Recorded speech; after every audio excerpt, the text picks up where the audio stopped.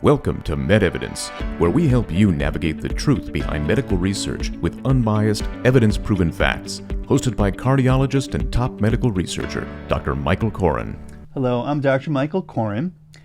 I am the executive editor of MedEvidence, and we have a fascinating podcast today. I'm fortunate to be joined by Dr. Chris Steilberg, who is an industrial psychologist, and he's going to teach me and help me understand why people think the way they do. Oh, yeah. Sort of. Yeah. Well, we'll get into it, but why people fall into these impressions. Some think in very unique ways. Okay, fair enough. The majority. And this is important because in MedEvidence, we have this platform that talks about medical issues. We have usually two physicians talking to each other. In this case, it's an industrial psychologist and a physician. Mm-hmm. And what we like to do is help people understand what's true, what do we know for sure, what we don't know, and how we learn about the stuff that we don't know. Okay. That's our general theme and our mantra. So you're going to help us understand why the brain works in certain ways and how people can use that knowledge of the way the brain works to make better decisions. Yes. So go ahead, introduce yourself to the audience, and then we'll get into a conversation. Okay. As you mentioned, my name is Chris Steilberg, and I've been practicing as an IO psychology expert for well over 25 years. I'll leave it at that. And IO stands for? Industrial organizational. We haven't figured out a better way to actually label that. Okay. So it's psychology at work. Gotcha. Okay. So with the topic of looking at data and not being able to analyze it rationally and see the same facts that others do, the issue with this has something to do with the way that people think about anything. Mm-hmm. So if we start with the reality that the human brain is not a computer, and it doesn't store information in bits and bytes on a disk. Mm-hmm. We store it in chunks called schema. Okay. A schema for horse. And we unpack that when we begin to get asked more detailed questions. Mm-hmm. So when the schemas get some emotional charge, that's when they become attitudes. Okay. And attitudes can vary in strength to the point where they can get to a belief that is very central to an individual's identity, and that's when things get really difficult to change anybody's point of view on things, no matter what the data. Mm-hmm. Interesting. Okay. Yeah. So we're going to definitely delve into this more, but of course we're interested particularly in terms of healthcare attitudes. Sure. And certainly healthcare attitudes are very, very important in terms of our ability as physicians to put together a plan for a patient, to impart some of our wisdom on patients, but also to do it in a way that is not judgmental, is not disrespectful for what their pre-existing notions may be, and ultimately helping them understand things based on, again, what we know for sure, what we don't know, and how we learn about the stuff we don't know. Right. Well, there is a model that I'm sure you're familiar with called motivational interviewing. It's client-centric, and it's going and collaborating with the other individual. I'm seeing this personally, actually, as I relate to my physicians. They involve me more and more in my own self-care. These are your physicians for your own personal health outside of your business issues. Yeah. It's just I've begun to see this actually happening with me. In a case where you are able to form a relationship like that, the chances of getting to attitude change are much better. You want to build the trust. You want to refine the message. The context is mutually acceptable to both. And the individual is generally not already closed. Okay. They haven't gotten to a point where they've put up their firewall and I'm not going to listen most of the time. Okay. But there are examples that belie that people do put up a firewall. One, public example comes from Dick Cheney. Okay. Here's an individual who began smoking as a teenager, a couple of packs, 3 packs a day, and he had a progression of heart attacks. in total about 5. Yeah, first heart attack in his 30s, as I recall. Yeah, 37. And, you know, all the medical community is saying, you've got to lead a more healthy lifestyle. You can't continue to smoke. You've got to lose some weight, et cetera. No behavior change. I mean, the interesting thing is that I was reminded of this anecdote from a book written by a guy I've worked with, Alan Deutschman. The title of the book is called Change or Die. Okay. All right? And the sort of punchline with Dick Cheney is after 4 heart attacks, he continued to make the choice that lines up with die. And it really was in his 50s that he began to lead a more healthy lifestyle. Right. But the denial, a Freudian ego defense mechanism, just wasn't going to, you know, change his behavior. So just for people who may not be familiar with politics from 20, 30 years ago, Dick Cheney was a congressman from Wyoming and the vice president of the United States for 8 years. Yes, he had a very stressful job, you know, but he moderated his behavior.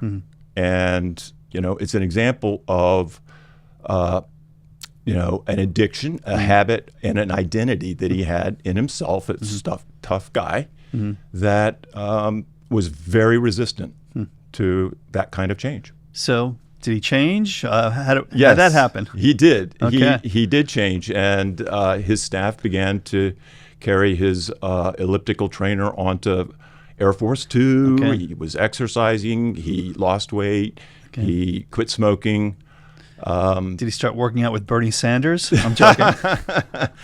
I don't know. Maybe not that extreme. No, not that extreme. Okay. But he did see the light okay. and came around. But the point is he's not alone. A lot of people follow the same exact path. Okay. And in my coaching practice, I deal with a lot of people who are ensconced in a particular attitude that might be resistant to change.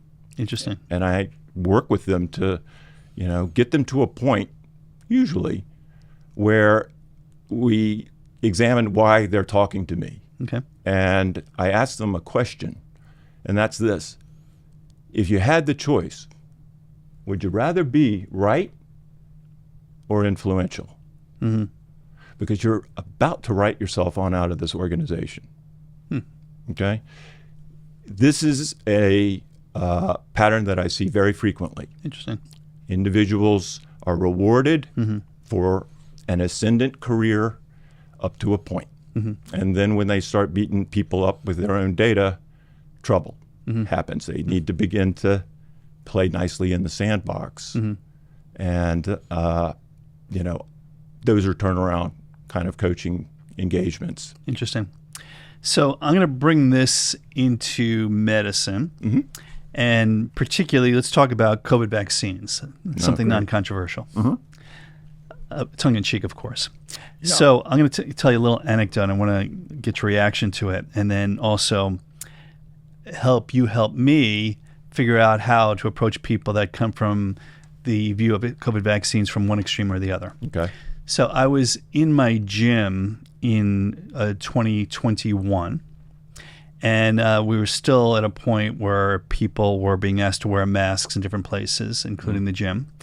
Although in my gym, there were some sessions where masks were mandatory and others where they were not. So my schedule was such that I had to go to a mask mandatory session in my gym. And I put my mask on, but I had brought several masks with me because the way my mind works as a researcher is I wanted to see if a paper mask was different than an N95 mask and did that affect my ability to work out. So I put my mask on, and then I took it off and I put on another mask, and I took it off and I put on another mask. And one of the monitors of the gym was saying, "Oh, Dr. Corin, you have to keep your mask on at all times." And I said, "Okay, I'm fine. I'm on my stationary bicycle. I'm socially distant. I'm more than 10 feet from everybody else, and I respect the rules of this session, but I'm just doing this little experiment." And I was explaining that you may not know this, but I actually have done COVID research, and this is my own little research project to see if the things I've heard from my patients that it's hard to do certain things with a mask on is accurate in my personal opinion. So I went through that whole business. So there was 2 people that overheard this conversation. And the first person that came up to them and said, "I'm glad that you gave them a hard time about wearing masks. This whole thing with COVID is just a big hoax." Right. Yeah. And then I said, "Well, no. The COVID is a real thing. I'm doing the research on it. It's important that we take these precautions. But I was just trying to see whether or not it affected your ability to do exercise." And she was okay with that. And then literally about 2 minutes later, another guy comes up with me and he says, "You know why we had such a bad pandemic? Because people like you who wouldn't wear their masks." Right.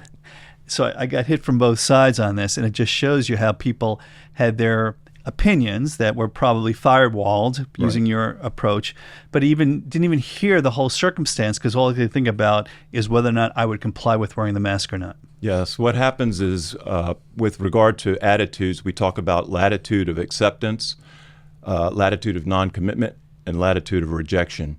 And with the extreme opinions and beliefs, there's a very wide latitude of rejection.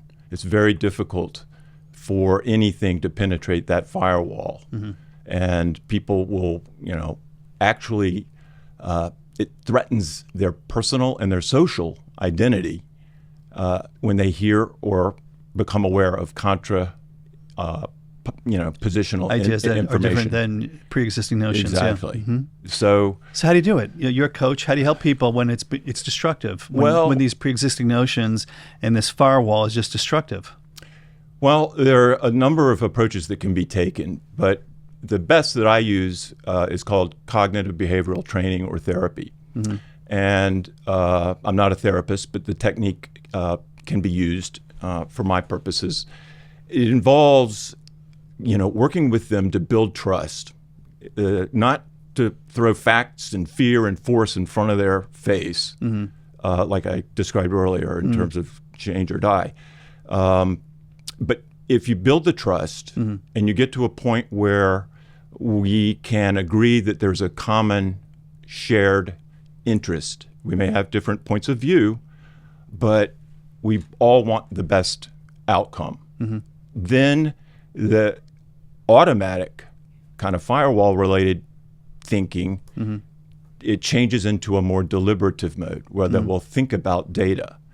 So in the context of medical evidence, the goal is to break down those automatic rejection triggers, and there are ways to do that. Give me an example. Well, one of them is called paradoxical thinking. Okay.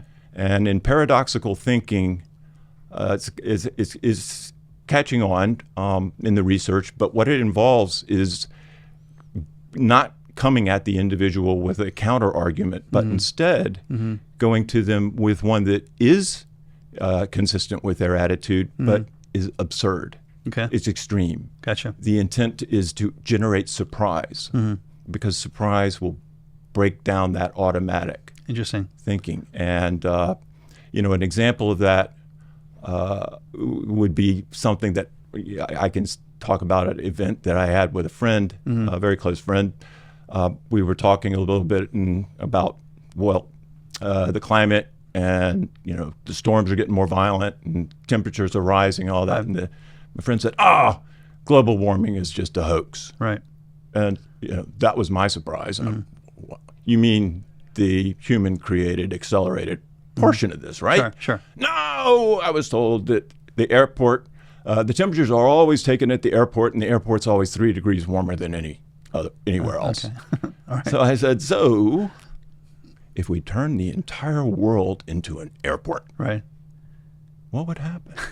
That's a good one. Yeah, and it didn't change my friend's mind. I didn't think so, but it broke him into a smile. Right. And that is an example of taking something to an absurd extreme. In a more plausible model, with regard to the smoking example that I gave you, someone might say smoking isn't dangerous.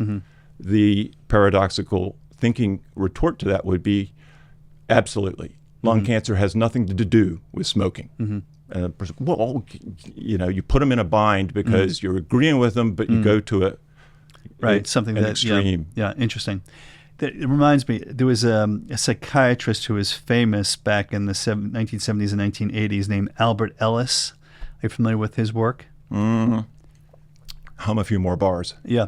So he was a fellow that became famous by doing something similar to what you're describing. So when people were dealing with depressed patients, most people would try to talk them off the ledge, and he would take the opposite approach. He would say, "Yeah, your life sucks. Yeah, there's the window. You should jump out right now." Yeah. And that took him by surprise and seemed to work. Now, I haven't heard much from him recently, so maybe it worked in 99% of the cases. In that one case, they actually took you up on the offer. Yeah. But to your point, sometimes you have to do something to kind of break through this firewall, and something extreme might be able to accomplish that. Well, exactly. And, in any form of behavior change or attitude change, there are 4 critical factors. There's the messenger, there's the message, there's the context, and then there's the audience or the target. Any one of these poses different threats to whether a message is going to be received or not. And so in your example, there isn't really a cookie cutter model that can be applied to everyone, but there are general themes that we've learned. Some of them are very obvious regarding the messenger. You don't want to put somebody up who is, associated with a particular point of view or ideology. In terms of the message, we've talked about that in terms of, paradoxical thinking and not trying to throw, facts in the face of somebody and really threaten their identity. The context, we live in a pretty contextually polarized world. Sure. And it makes these factual arguments more difficult. And then the individual, just one factor about the individual is need for closure. Some people have a high need for closure. Executives tend to. They want to close it down quickly and be done. Sure. And if you go in with, I want to talk about the data, they want to buy the book with the title, Don't Make Me Think. Not because they're going to read it. They're going to just put it down on their conference table so everybody else can see it. Right. Interesting. Interesting. So 2 areas I want to jump into before we conclude our conversation. So I'm a physician, cardiologist, and we use drugs. And you're talking about the way the brain is processing information and the fact that we work in schema and that it's hard to change those ways of organizing our thoughts once they're solidified. And of course, when we're dealing with other brain issues, we talk about drugs. So are you familiar with any information, and I'm not, so I'm just throwing it out there in just a very general sense, of medicines that can help people transform psychologically, or obviously the common example is alcohol, which we use to try to influence people one way or another. But are there other things that are proven, that are evidence-based, to show that we can actually help people make progress in this realm? I wish I could talk about a scientific study in this case, but I can speculate that some anti-anxiety type medicines could dampen a little bit of the reactionary mode of an automatic rejection, leave somebody open to some conversation, not unlike alcohol and kind of that social lubricant, if you will. Sure. But in terms of an injection, I haven't read it. Okay. Well, there's research in our world that I'm not terribly familiar with, but it's on psychedelics, mostly psilocybin-based products, with the concept that psychedelics can help change the way you think a little bit. Obviously, back in the 60s, people were using LSD to try to help them see the world differently, Lucy in the Sky with Diamonds. Yeah, fascinating. And there is some research going on now looking at these kind of chemicals, and I was wondering if you had any insight or thoughts about whether or not that could work, given your understanding of the way the brain works. I believe that it could, because what the psychedelics do is really shift the framework of the mental models and the worldview. The walls come down, and the person becomes more contemplative. more deliberative, more open to things. I don't know that they become more rational, more effective in their reasoning necessarily, but they are less defensive. And, there's a broader, it sort of shrinks the latitude of rejection and opens up at least the latitude of no commitment. And a more, it also makes people feel good. And so with that, they tend to be more favorable to relating to each other. Interesting. And they will probably entertain, something factually inconsistent with their beliefs. Interesting. And there really is hope for this, right? Psychology has been looking at this for a long time, and in an individual context or even in groups, when you bring people together, they find out that their schema might be more divergent than they actually are, and they can begin to relate. In bigger groups, it gets more complicated, obviously, and we have to think about it like, I say sometimes reeling in a 50-pound fish on 2-pound test. You got to be able to, have to give and go with the audience, the individual, the context. But, change can happen. It does. And people can be, encouraged to take a more deliberate, look at the data. Scientists do this. That scientists do create their own kind of points of view. Sure. But when the data say otherwise, people will change their kind of understanding based on knowledge. It's when the beliefs get so, central to who I am, right, that things get more difficult. And then we're probably talking about generational change. Right. And the challenge of clinical trials, of course, is to take something like psychedelics and decide how to dose them, decide what patient population, the type of people you're trying to help, and then create a structured experiment where you can match a psychedelic against either a placebo or another type of agent and see whether or not you can move something that is quantifiable in one direction or another. And so that's just starting to happen for things like psychedelics to some degree with cannabinoid type products. Yeah. Well, I am aware that there has been a lot of research with psychedelics with regard to depression and, some other psychological conditions. I think that is what you're describing as an innovative opportunity. Yeah. I'll share one little anecdote from college. Two of my college suite mates a guy I know. We're celebrating, and we won't mention any names. They were celebrating the graduation week, and one of them we knew had a long-standing issue about what he would do with his life, and he basically did not want to do what his dad was doing. He wanted to declare his independence. Okay. So he consumes some mushrooms, and then became obsessed with digging a hole behind our little apartment and burying a chair in that hole. And it was so bizarre that I couldn't understand it. And then really this revelation came on me just relatively recently, and I realized that this was psychological because his father was a dentist. And he was trying to bury a dental chair to free himself from his father's profession. Yeah. Yeah. Well, that's a great example of how the schema change. And, it basically was an expression that was facilitated by the mushrooms that he otherwise might not have been able to make the point quite as succinctly as to why. Right. But these things get deep, and this is really where, a lot of people like to think that Freud really was all, just theory and no substance. But the ego defense mechanisms of denial, repression, projection, all of these things, those are very real. And that's what's at the heart of a lot of the difficulties of changing people's attitudes.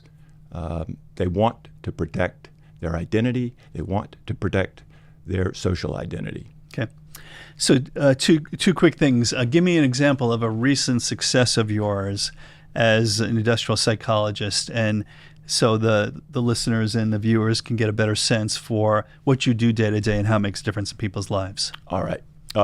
Very recently, I've been working with an individual, but have been doing so over a longer period of time, who, although I'm not a clinical psychologist, it may be that this individual is, on the spectrum. Okay. And has some difficulty. You're not talking about me now, just to be clear. No, this is, somebody that I've been working with. But the individual has a hard time going from what I call the spotlight to the floodlight. How do you go from getting detailed to generalizing? Okay. And, over time, we've built some trust, and we've been more clear about examples where his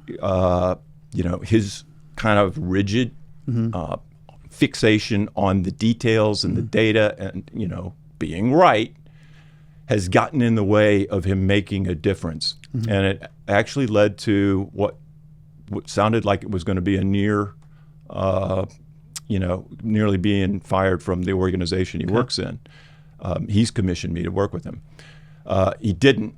Okay. And recently he shared with me an example where he got into a little bit of a disagreement with somebody at work. It hit his trigger. He was able to push the pause button. Okay. And, take him out of the situation, let the emotions die, settle down, get back in, more rational, not a threat, and have a different kind of conversation with the individual. Cool. Well, yeah.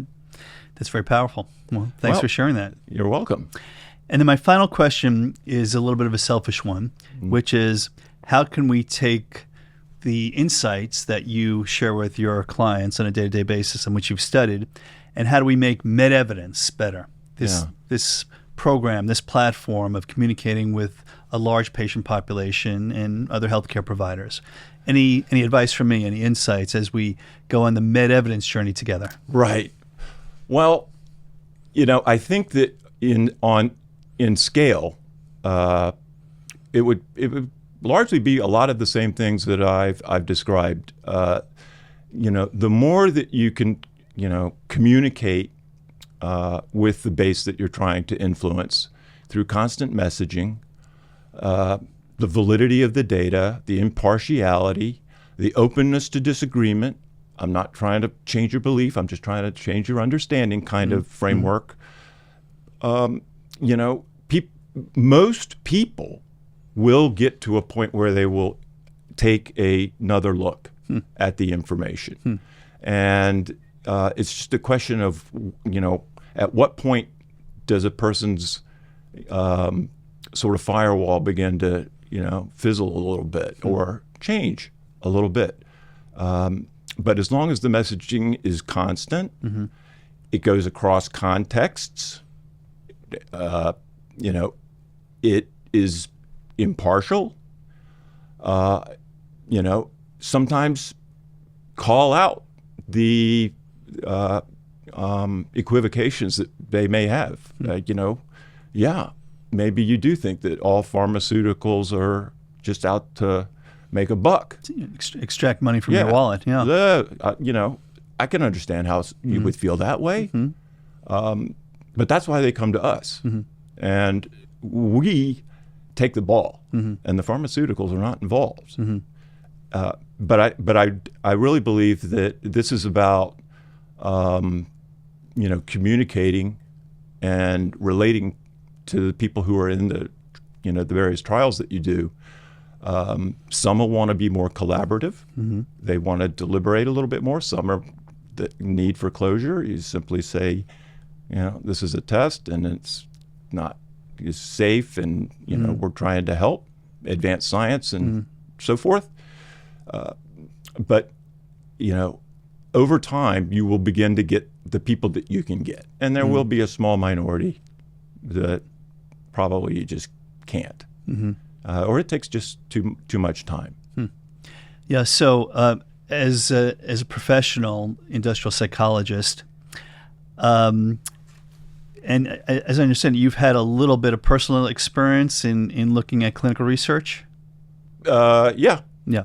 So can you describe how this very different way of approaching the healthcare system can maybe open things up? Maybe not quite as powerfully as psychedelics, Right. but it definitely will open your perspectives. So maybe you can comment on that as a final comment. Yeah, well, something that has happened, with modern technology and information sharing and the like, is that your physician, the medical doctor, is not the one and only source of all the information available to people, and they don't enjoy a position of do as I say and move on to the next patient. It's going to require a more incorporation of some of the psychological principles that we're talking about, the motivational interviewing to keep the patient involved. Right. And also the collectiveness of a whole team working together to try to answer a question. If you can, work on people's need for meaning. People have a need to socialize and to improve society.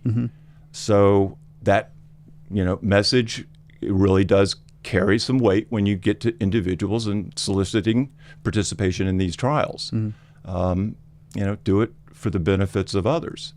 Share the findings. Absolutely. And make, I suppose. And interpret them for people, because they can get pretty deep and technical. Interpret them for people, I would say, but also maybe give them an index. That's what I tell my coaching clients in businesses. You want to go in with a 5-page presentation, you can have the 75-page index behind you. Right. Or appendix, rather. Right. But don't start with that. You don't start with that. Right. You need to tell a story. Right. You need to be consistent. If you really believe it, it helps, and you become a more trusted partner. And individuals are engaged in their own interests, in their own health. Vis-a-vis these studies. Yeah. So I see the shift. The world is moving away from do as I say to let's talk about this. Right.